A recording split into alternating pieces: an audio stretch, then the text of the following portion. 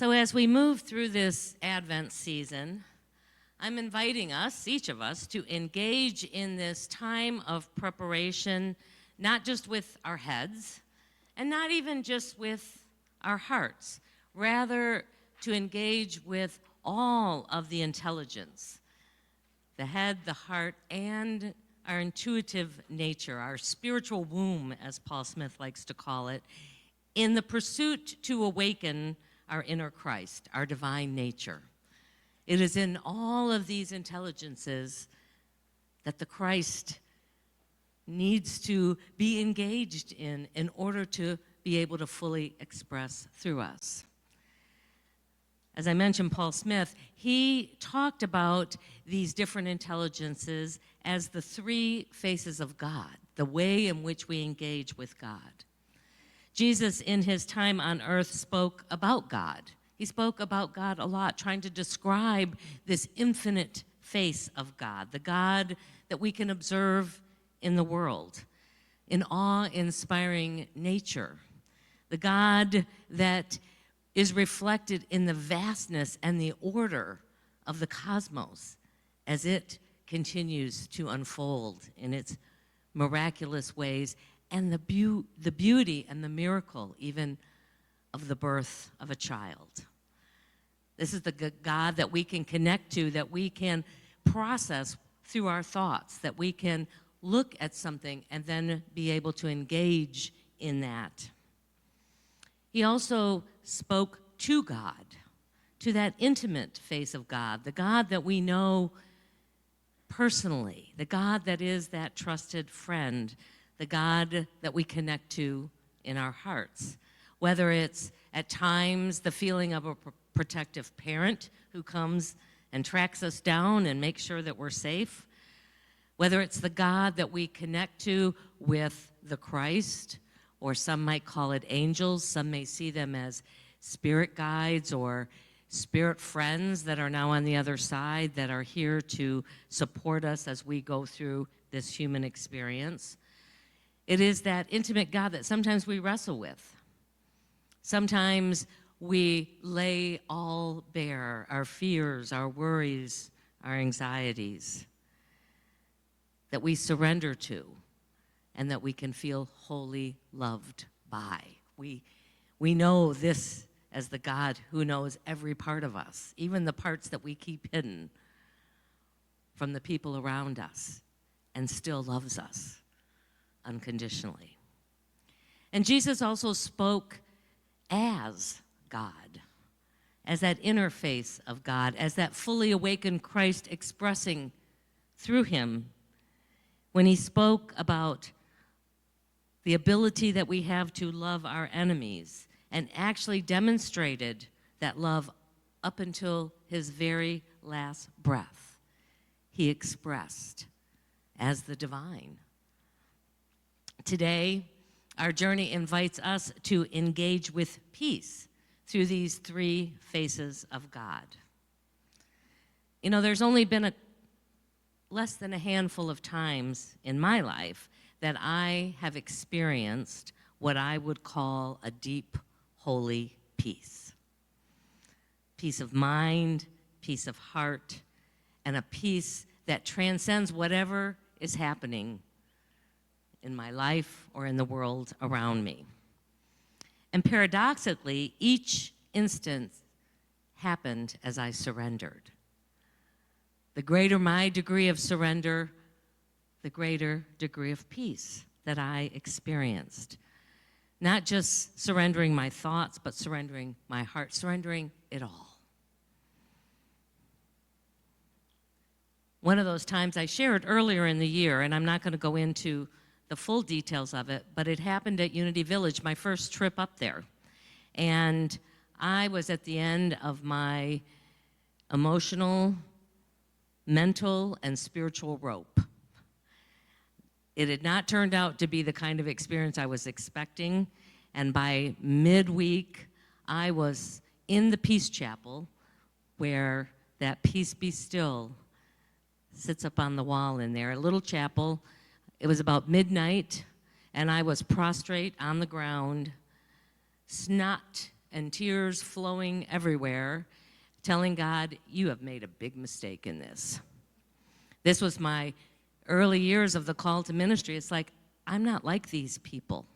I don't have that same kind of mystical, wonderful relationship with you that I've heard so many people talking about that they've experienced in their own life in the week that I've been there. I don't have the ability to engage in this material metaphysically the same way all these scholars seem to have mastered. I can't go with these creative people who are doing wild and crazy. I like order. I like a list of how it's supposed to unfold, and this is just total chaos. I'm just not cut out for this, so we need to come up with a new plan. And in the midst of all this, I finally just said, I'm done. I don't know what else to do. I give it all to you. It was probably one of those few times where I was at the end of I didn't know what to do anymore. Have you ever been there where you've tried everything you know how to try and you just don't know what to do next? And I finally just said, it's all yours. You started this. It's up to you now to tell me what to do next. And it was in the midst of that total surrender that I experienced a peace that I've never experienced before. It was like all of a sudden, out of nowhere, this peace just filled me, enveloped me. It was almost as if I was floating, even though I was prostrate on the floor in there. Thank God nobody else walked in the middle of that. It was almost if now I was levitating. I was so light. And this inner voice just said, this is just as it should be. Just relax and go with the flow. I'm with you. And you don't need to see or know exactly how it's all going to unfold. You just need to trust me. Embracing this surrender has not only been about letting go, but about trusting. That's difficult to do from our human perspective. When the head doesn't match up, this doesn't compute that it's going to work out if I think and act and do things in a certain way. Trusting in this much grander plan than my perspective could see in any given moment. In the journey, and ultimately, it has become an act of trusting the wisdom that is within me. And when I can do that, it opens up new avenues of peace and fulfillment that I previously thought was unreachable. It's a testament to the power of surrender, a practice that has transformed my life from one of perpetual anxiety, especially about the things I couldn't control, which was just about everything, and acceptance that this is my path. This is what I've come to do. As long as I am willing to listen and to trust that inner wisdom, then there is peace. And when I say that, the ego me, the human me, doesn't have to have it all figured out. And that is such a lightness that it brings. At least it was for me, because I always thought I had to figure it all out. And for the first time in my life, I said, I don't have to know. I don't have to figure it out. I don't have to somehow be able to see and predict and control what's going to happen in the future. I imagine something similar happened for the shepherds who were living in the fields and keeping watch over their flocks, as described in Matthew. A multitude of angels, these spiritual, intuitive ideas, showed up in the middle of the night while they were minding their own business and gave them enough trust, shifted something inside of them that they could abandon their livelihood in search of the Christ, only to discover peace in the humility of the heart, the child lying in the manger. I would imagine when they set off on this journey that they thought they were going to be led to some palace and finding this newborn king being surrounded by all the finest things in life, and yet what they discovered was this Christ was like them. And in that humility, they were able to open up to the beauty of that moment.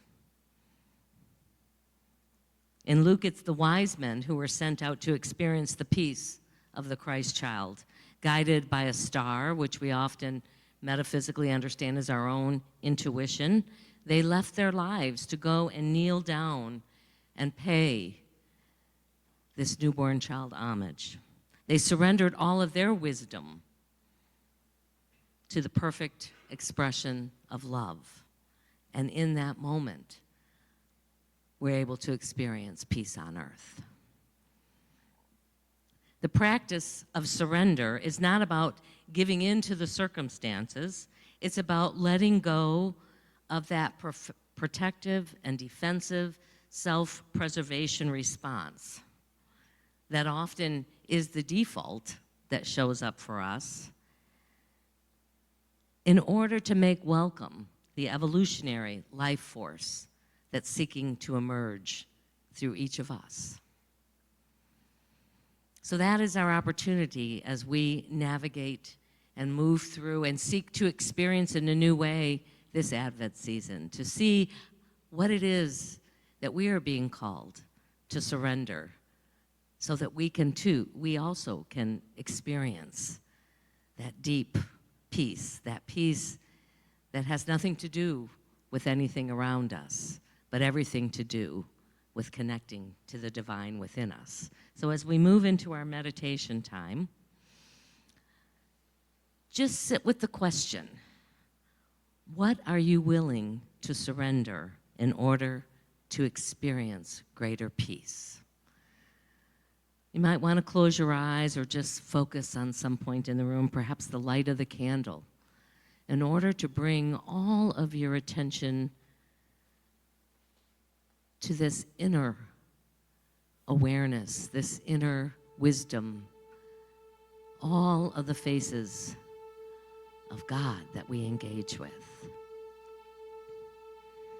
You might start by asking, in the wisdom of your thoughts and your awareness, what am I willing to surrender to experience more peace in my life? And just take a moment to see what thoughts arise in response.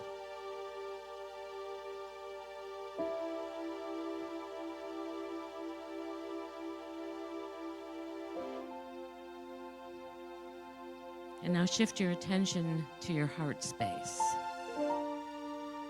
And in this place of divine love, in this place that is the bridge between the thoughts of your humanity and the divinity of your spiritual womb, what am I willing to surrender? What emotions, what feelings am I willing to surrender in order to experience greater peace in my life? And just listen to your heart.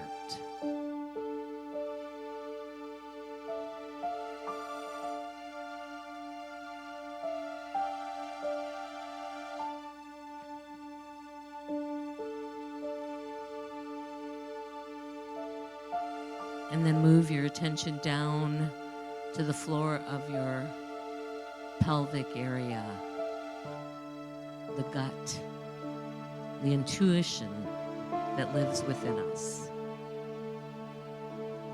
And in this place of cosmic wisdom, of soul wisdom, what are you willing to surrender in order to feel a greater peace?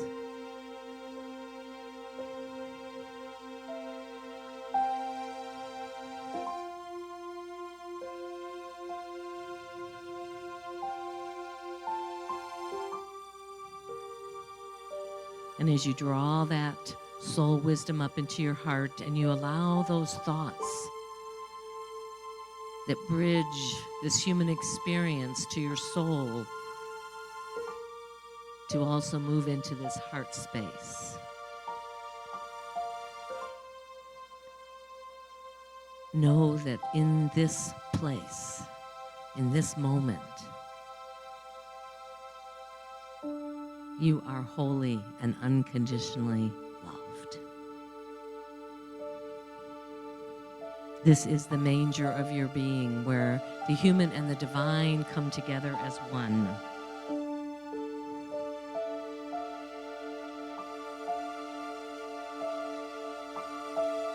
And feel that sense of peace, knowing that all is well, all is calm, and all is bright. And let peace be the place, your sacred manger where you can return to, where you can receive the gifts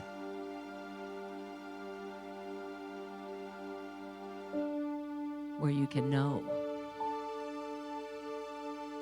that you are a divine child of God, as loved as the one that he called Jesus.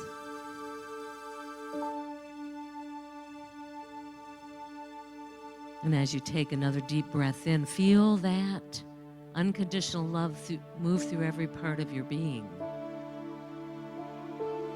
It extends beyond your being and floods this room.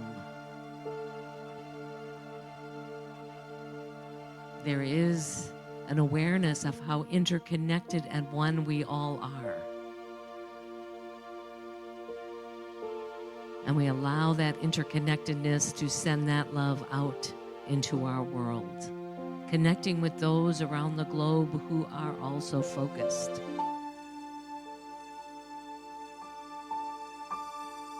On this Christ child awakening within us and all around us.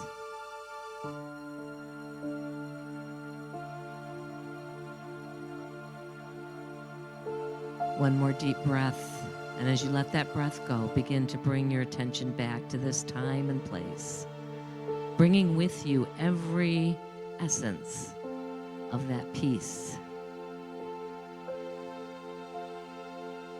Aware of the chair supporting you and the body that allows you to experience and be God in expression. And whenever you're ready, you can open your eyes.